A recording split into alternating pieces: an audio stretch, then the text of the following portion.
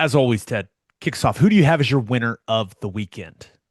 Yeah, well, we've got the coaching carousel as winner. There's some winners and there's some losers, for sure. We'll get to the Kiffin stuff. You mentioned Golesh at Auburn, coming from South Florida, has done a really good job there. It feels like a good, solid fit. We'll see. Auburn is the one thing I've found since I've started covering the sport is there's a very familiar cycle with Auburn and their football coaching staff. Uh, Quick firing by a lot of people's view, uh, jubilation with the new coach, and then a very short leash. It's like you feel like you go from celebrating the hire to hot seat very, very quickly at Auburn. And we'll see. We know that his first job is going to be to keep that roster intact and keep their big players. They've got a bunch of really good players there, recruiting, transfer portal stuff. They've done a good job. They just haven't been able to capitalize. And he's got to figure the quarterback situation out there. It feels like almost my entire knowledge goes with Auburn having a bunch of NFL players, but not having the right quarterback. It's like they've been searching for the right quarterback all but for a handful of seasons over the last 15 years or 20 years. So, quarterback's going to be critical. He's going to have some decisions to make there. I believe Byron Brown is a senior, his quarterback at USF. I don't think he has another year. That would make it very easy if he did, but it's going to be that guy's been extremely productive in that offense that they're running. So No doubt. but they've hit the reset button at Auburn. Are they going to hold on to Durkin as the DC? Like there's a lot of answers or a lot of questions that need to be answered there at Auburn, and we'll see how it shakes out. But there's just no doubt there's a lot of talent on that current roster, but there's going to be a lot of people interested in that talent on that current roster. No doubt. So we'll see. No doubt. And every time, like, I'm sure there's players that are going to be excited about the hire and what it maybe means for their future there. But there's going to be just as many guys that are going to be having conversations. Like, it's going to be very difficult to keep everyone because everyone in college football is going to be diving into your roster. So that's just how it goes. Um, Florida gets Sumrall from Tulane, another a hire that looks really solid, but man, you just don't know. It's the same thing with Golesh and a lot of these hires. When you pluck from outside of the Power Four, there's some unknown there, right?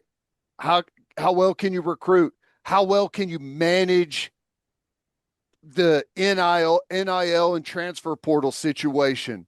At the smaller schools, it's fairly simple, right? You allocate a lot of money to your handful of really good players.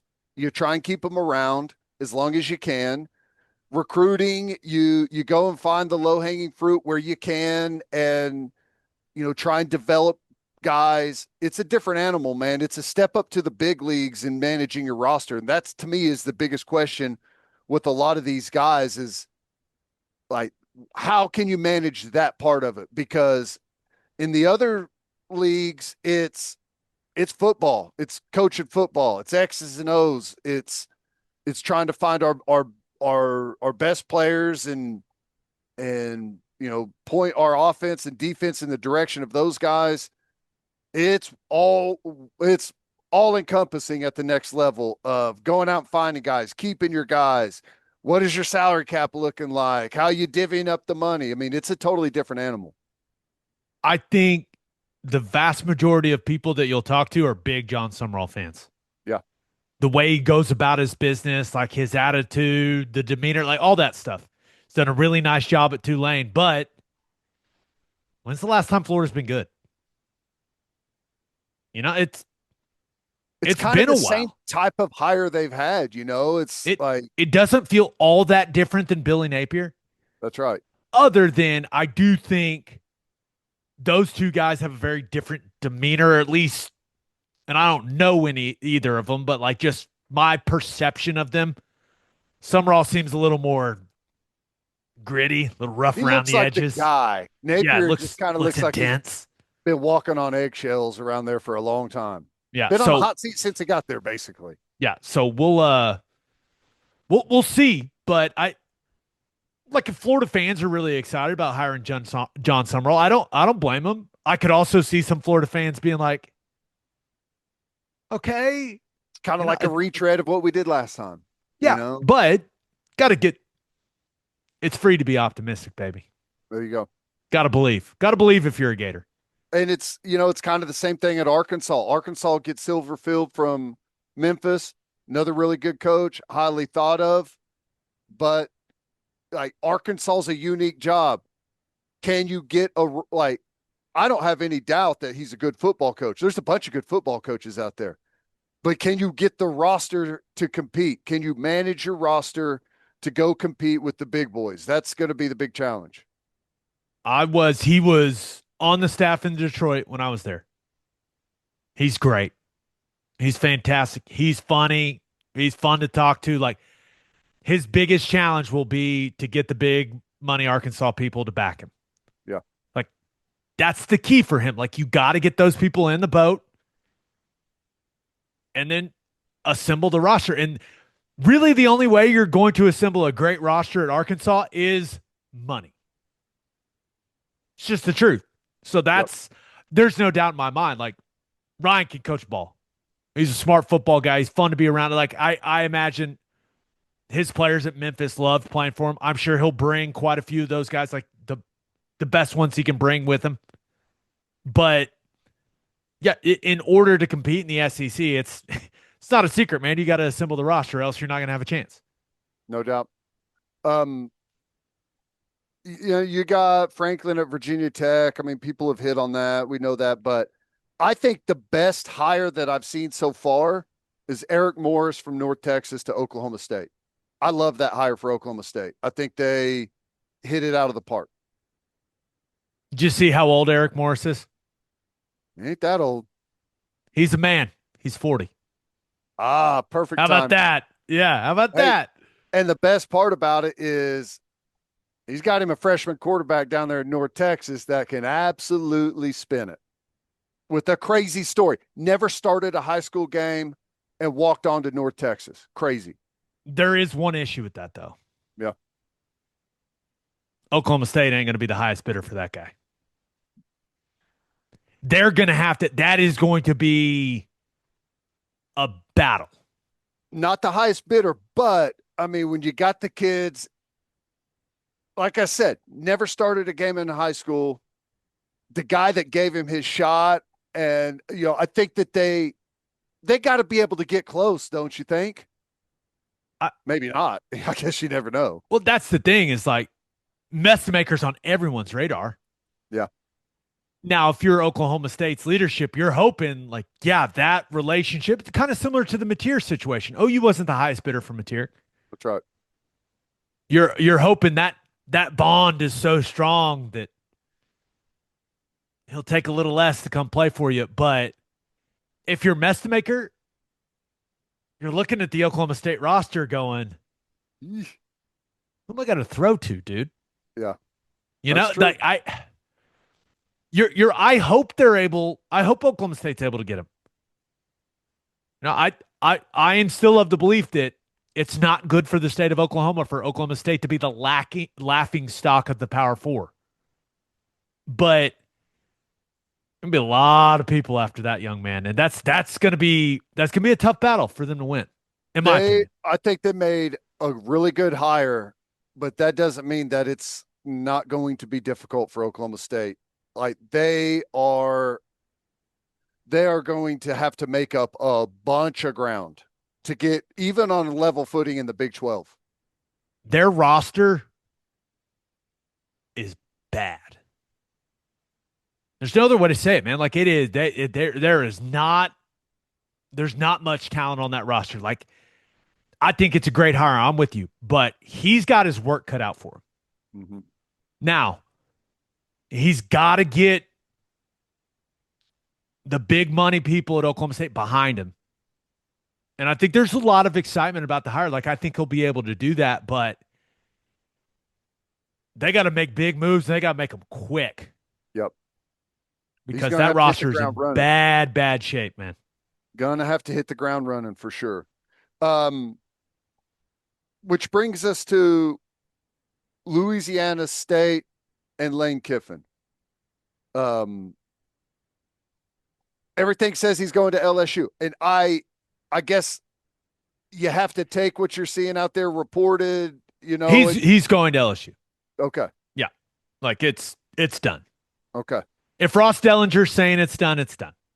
Yeah. That's kind of how I view it. Like he's going to LSU. And it sounds like the real only hang up was he wanted to continue coaching at Ole Miss for the playoff run. And as far as the last thing I've seen, Ole Miss is standing firm and saying, no. Here's from Pete Thamel. Also, many people reporting it. This came down after we stopped recording or started recording. So here we go. He is leaving for LSU and he will not finish the season with Ole Miss. And which Ole Miss had no choice. No. The people out there going, oh, they should let him finish what he started. Shut up. He's leaving. Who cares? That you totally are missing everything. He's going to a rival in your conference and actively trying to take your coaching staff and trying to take your roster. Like, you're not going to allow him to continue to coach those guys and recruit them to go to LSU and go on some big like celebrity tour about how great he's going to be at LSU while he's standing on your sideline. You just 100% cannot do that. Hell no. No. Now, I assume a lot of LSU people are very excited. He's a good coach. And now, he's a good coach that hasn't won anything of significance. No. But I think you and I both agree he's very good and offensively. He's leaving right at the time he has a chance to go win something. Which is interesting. It's ridiculous.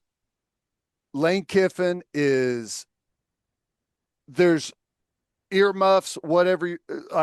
I'm sorry to say this. There's no other way to say it. He is a total douchebag.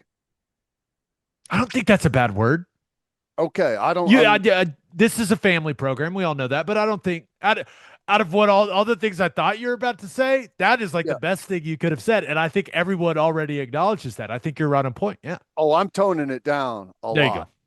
I do not. I've never liked Lane Kiffin. All he's ever done is continue to prove to me why I shouldn't like him. I cannot even imagine why a coach. He has a legitimate chance to go win a national championship at Ole Miss this year, right? Would you agree with that? I mean, they're not going to be the favorite, but I mean, I feel like everyone in the Ohio State, I would favor, but outside of that, I feel like they're on level footing with pretty much anyone. I think Trinidad Chambliss is playing just about as good as anyone in the country at the quarterback position, and Keywan Lacey may be the best running back in college football. There you go. They can play with anyone. And their defense has kind of found its footing a little bit. Like, I think that's a group that they're not they don't have some glaring weakness of a defense. No. So I definitely think it's a team that can win a game, 2 games, maybe 3 games. But their coach just bailed. It's all he's ever done. All he's ever done is float by on his name. He's a good coach, but you get a ton of baggage with him. You get a ton of arrogance with him. It's the same thing everywhere he's ever gone. And he finally like rebuilds his image at Ole Miss to act like he's some changed guy and like the yoga has him centered, but he's the same guy. He will bail on anything at any moment for notoriety, for money, for whatever it is to avoid the criticism of not making any noise in the playoff with his current team. I don't know what it is, but he's the same guy. And he's gone. He's yet again made himself the villain for no damn reason. Again. So LSU is paying 12 or 13 million dollars for a guy that literally everyone in the sport hates now. Hated not very long ago, forgot that they hated him and liked his dog and liked his Twitter account, but are like, oh yeah, what was I thinking? It's the same guy. I can't stand him. And he's back at LSU, which, has often been a hateable place. So maybe the fit works.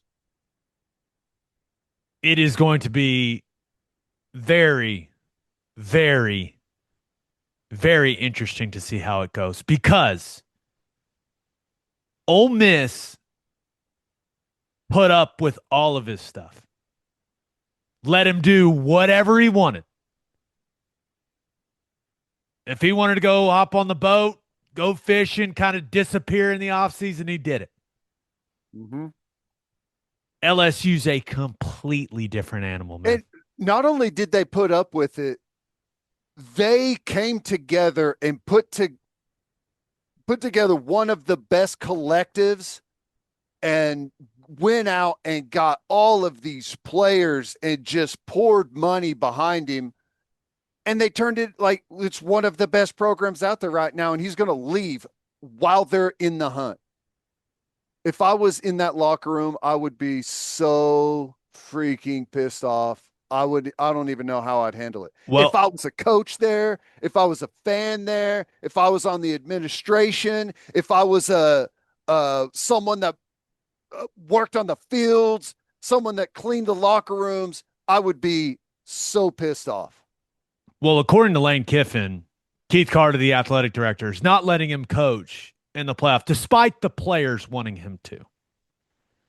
Which, if that's the case, those players need to have a tough conversation with themselves. If they're like, "Oh, no, coach, we know you're leaving," but I guess it's a little different because those guys can just leave.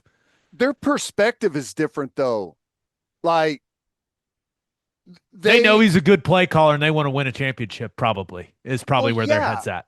Well, yeah, there's no doubt, and he's your coach. Like you came there, you played for him, and even though he's a massive douchebag, when you're in the battle with people, like you get camaraderie, and this is who we are, and this like we want to go win a championship, but you got to see the bigger picture. He's leaving you. The administration isn't keeping him from coaching. He is leaving you. It's not the other way around.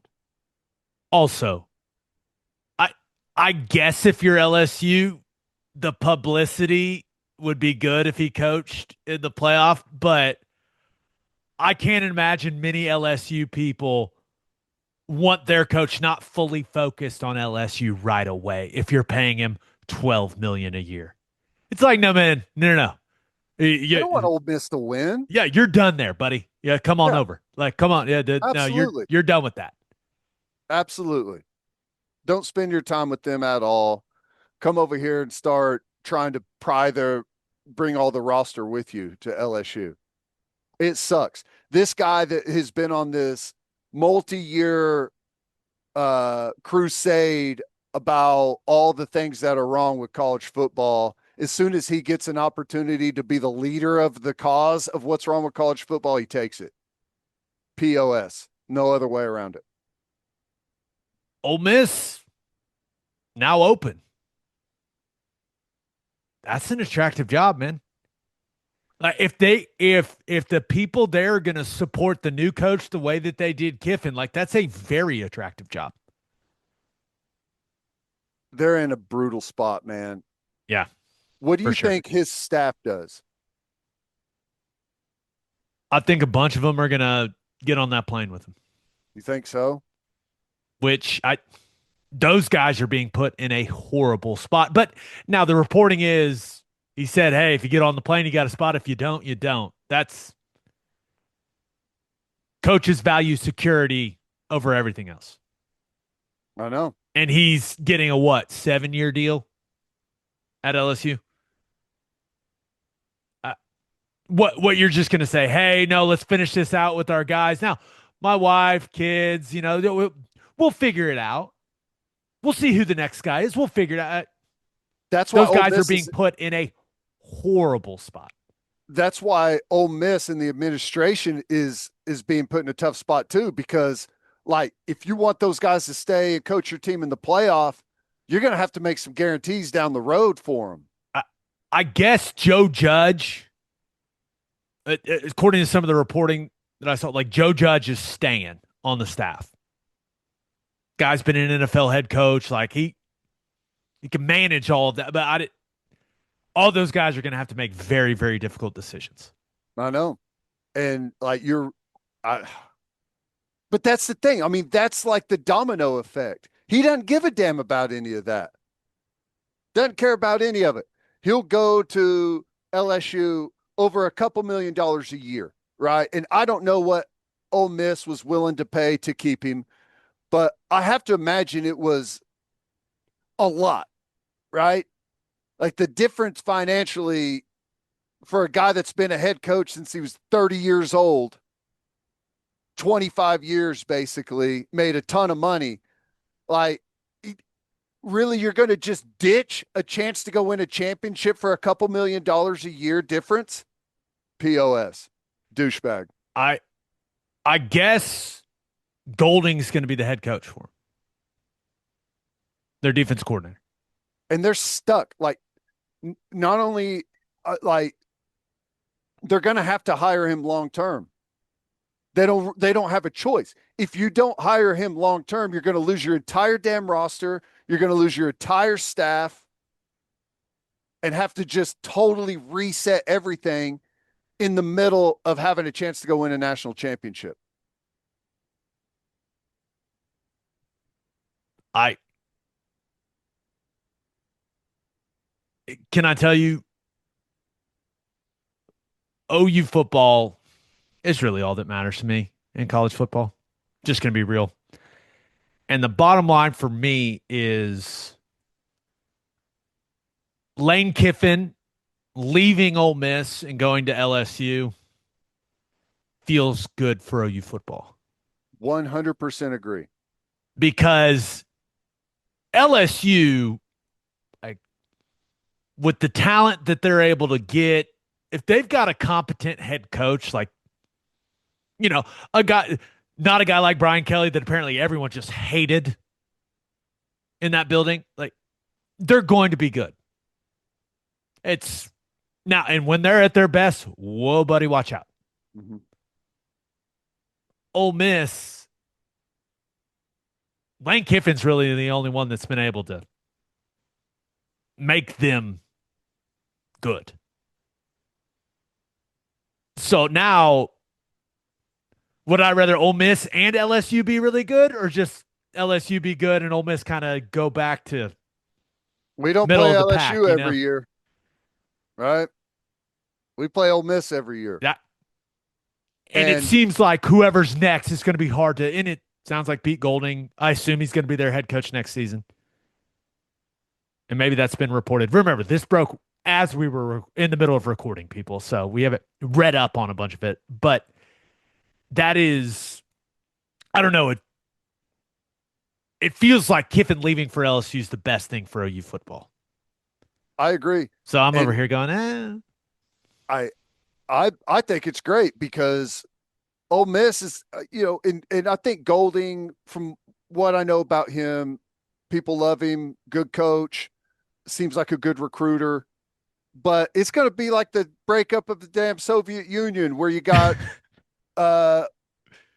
everyone's selling off nuclear weapons and military equipment, and there's like this mad scramble to get what you can and get out. I feel like that's what's going to happen to Ole Miss's roster. Maybe they keep the vast majority of their guys. I have no idea, but it's going to be incredibly difficult, and they're going to have to pay a lot of money. And Kiffin, I feel like, is going to go to LSU, and maybe it's built in, and maybe nobody cares, but he's a villain again. No doubt. He wasn't the villain at Ole Miss. He was the fun guy that everyone wanted to go play for. Now he's the guy that once again will leave you high and dry for himself. With that in mind, like a lot of people think LSU is the best job in the country. Like there's no, it doesn't feel like there's any next step for him now. Maybe if Bama becomes open, maybe that becomes a conversation. But I think if he's gonna leave LSU, it's like an NFL job. So I don't know. But that's what I'm saying. Is like there's always the next step. You may not see it. There's always true. Especially for that freaking guy. Yeah. Whether he's running from something or running to something, there's always a next step. Fair point. All the coaching carousel stuff you got? I think so.